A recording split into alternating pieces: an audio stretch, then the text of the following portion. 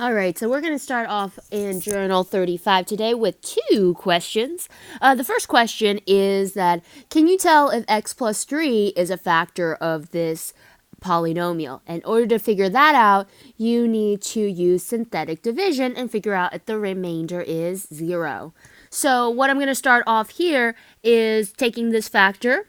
And remember, if you want to figure out what goes in your box, you gotta use that factor. So if you take this factor here, x plus 3, set it equal to 0, you can find that number that goes in your box if you solve x. So if you solve for x, you gotta subtract the 3, and so then x equals -3, so -3 goes in your box. And now we take a look at our highest power, it's 3. So I need to start with x to the 3, x squared, x to the first, and constant. And then underneath, you're going to need the coefficients in front of each term. So you got a 1, you got a 1, so 1, 1. You got a -30 for x, and you got a 41 for the constant.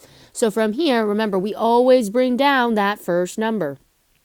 So I'm going to bring down the 1.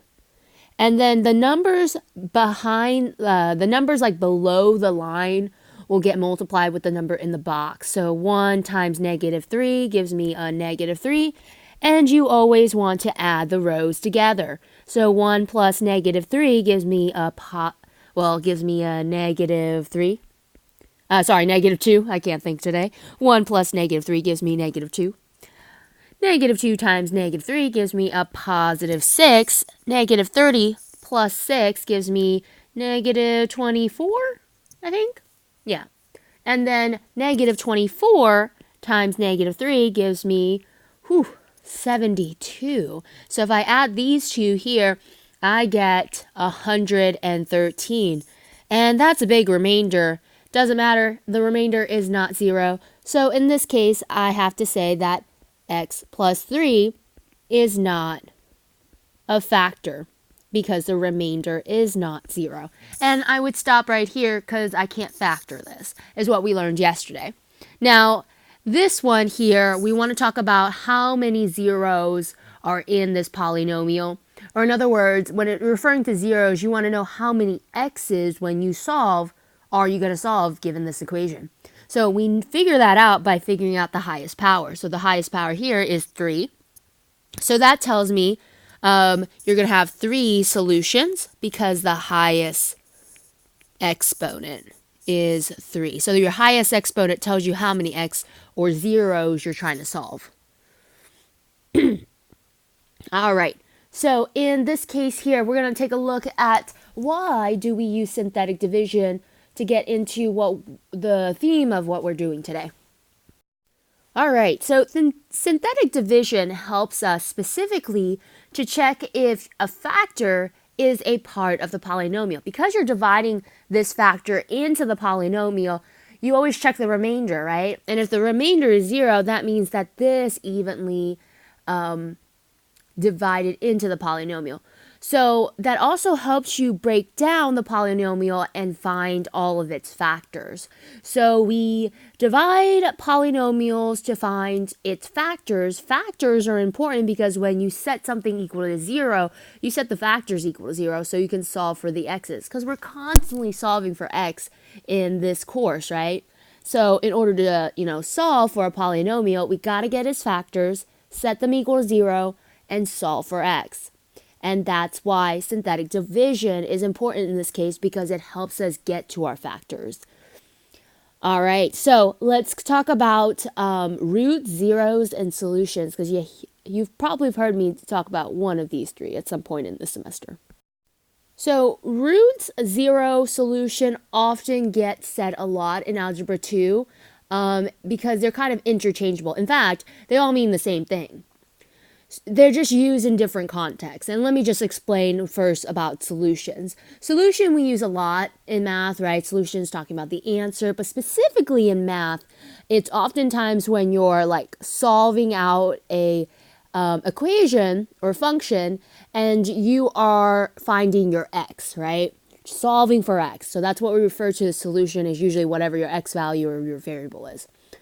Now, zeros are referring to specifically when you are solving for x and you are setting like a factor or an equation equal to 0. So like if you have x plus 5 and you set it equal to 0, you're actually finding the zeros. But what really is happening is you're like subtracting 5 so that way you can get x by itself. And once x is by itself, aha, you have found the 0 of this expression or this equation here. And so x equals -5, and you have your answer or your solution. Now, roots are usually used when you're talking about a graph and you're looking for specifically where does your equation or your polynomial cross the x-axis, right? So in this case, you have 1, 2, 3. You have 3 roots. I'm going to use this as a demonstration because that's where it crosses the x-axis. But turns out, if you really look at this closely, this is when the polynomial hits the x-axis where the y values on the x-axis is 0. And so roots are when y are equal to 0, which exactly connects everything back into full circle. So basically, root, 0, solution, all are referring to the x-intercepts or the x values. So this is x-intercepts specifically. So if you have a factor, let's say x plus 5, then the root is when you set this equal to 0, like over here, and solve for x. And we found that it was x equals -5. But let's flip the question here. What if I gave you a root and x equals -8 and you had to find the factor? Well, that's basically doing the opposite. You remember how like when we were using synthetic division and you have a factor, you like flip the sign to figure out what goes in your box, so that would be -5. Well, getting from a root to a factor is like the opposite. If that's a -8, then I know the factor had to have been x plus 8, right? Because if you like move this 8 over by adding over to the other side, you have x plus 8, and then this side 0 because you're setting the factor equal to 0. And then here's my factor. So basically, if you want to switch from a root to a factor, all you got to do is switch the signs.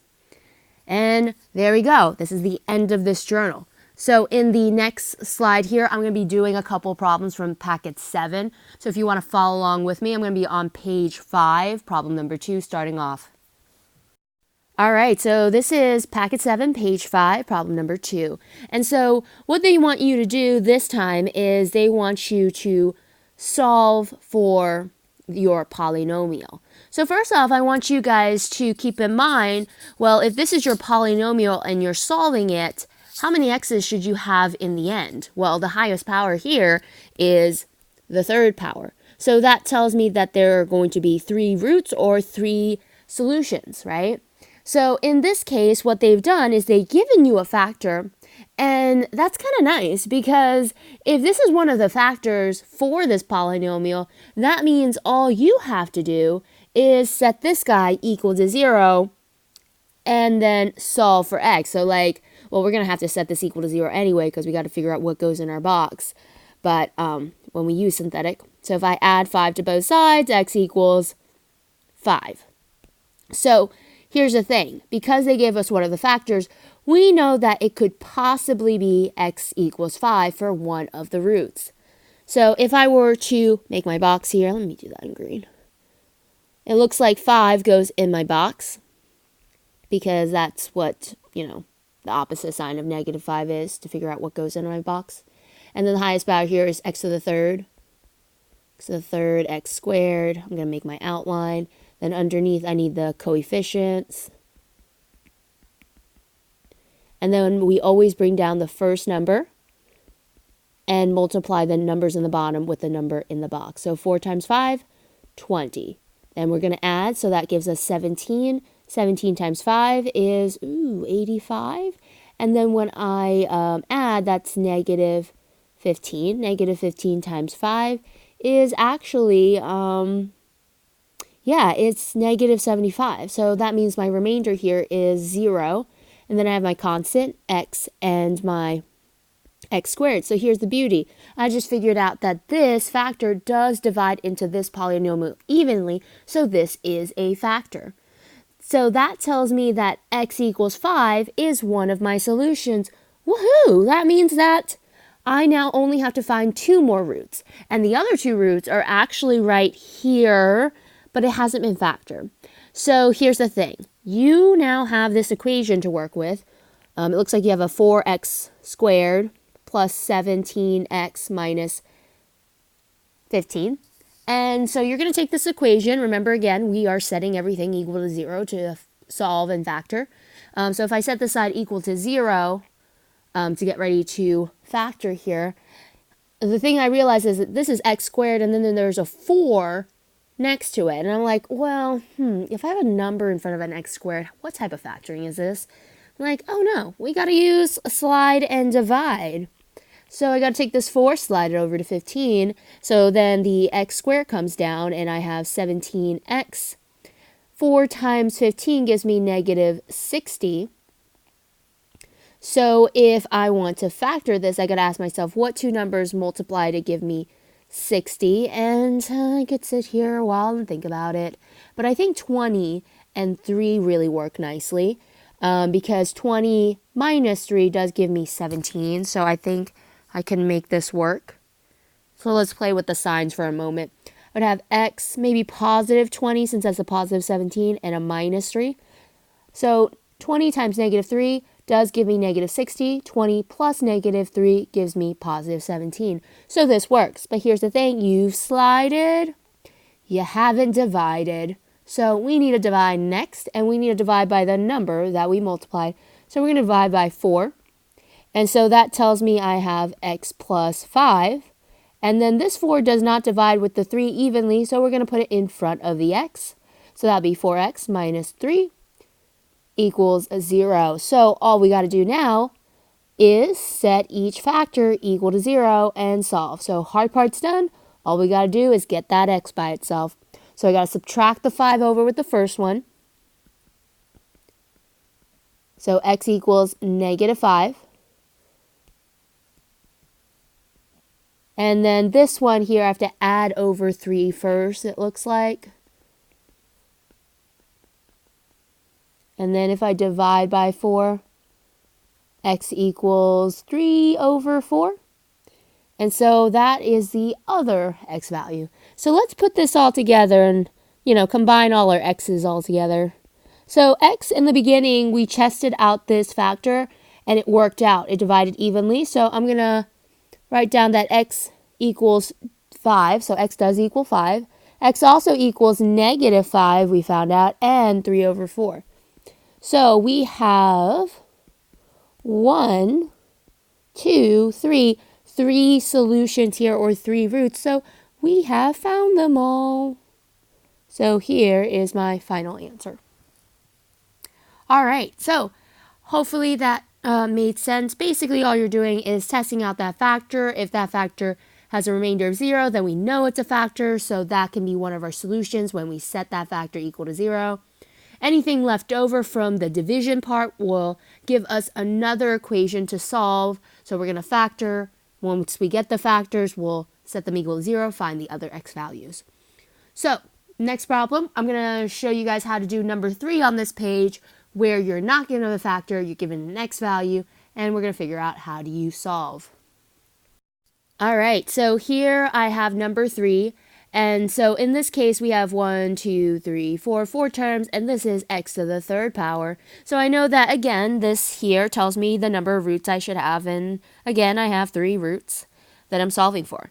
And we're checking to see if x minus 7 is one of the possible roots. Here's the nice part. Remember how, when you make this box, and if you have a factor, you can switch the signs to put the number in the box? Well, here's the thing. This is x equals negative 7. Which means that they have already set the factor equal to 0 and solved for x. So in this box, all you're going to put is that negative 7. Do not switch the signs if they've solved for x. Okay, you only do that if there's a factor. So in this case, negative 7 goes in the box and not positive 7. So then if you were to write down your x labels, so this is x to the 3rd, x to the 1st, then your constant, and then underneath it you need a 1, a 3, a negative 25, and a 21. So we're going to bring down the 1 and multiply that with the box. So 1 times negative 7 is negative 7, If we add 3 with negative 7, we get negative 4. Negative 4 times negative 7 gives me positive 28. If I add those two, I get 3. 3 times negative 7 gives me 21, negative 21. And so when I add, I get 0. So this is my remainder, my constant, my x, and my x squared. So because my remainder is 0, that means that x equals negative 7 is one of my solutions. Nice. So that means that I have 2 more roots to go, and I'm going to grab that from this equation once I see if I can, solve it. So it looks like I have x squared, so I'm just writing x squared, minus 4x plus 3, set that equal to 0. Gotta solve for it. So I gotta find those factors. So 2 numbers that multiply to give you 3, but add to give you negative 4. So, 3 times 3 works here, if I think about it. So that means I make this a 3, this a 3. If I make them both negatives, let's test this out. Negative 3 times negative 3 gives me positive 3. But if you take negative 3, add it with negative 1, you get negative 4. So, looks like these factors work. And so this time you don't have to do that slide and divide, which is kind of nice because that x squared has a 1 in front. So, we're just going to set these factors equal to 0. So that means that we have positive 3 that gets added, so x equals positive 3. And x could also equal, looks like positive 1 when I add that 1. So putting everything together, it looks like x equals negative 7, 3, and positive 1. So here is my 3 roots that I found. And I'm done.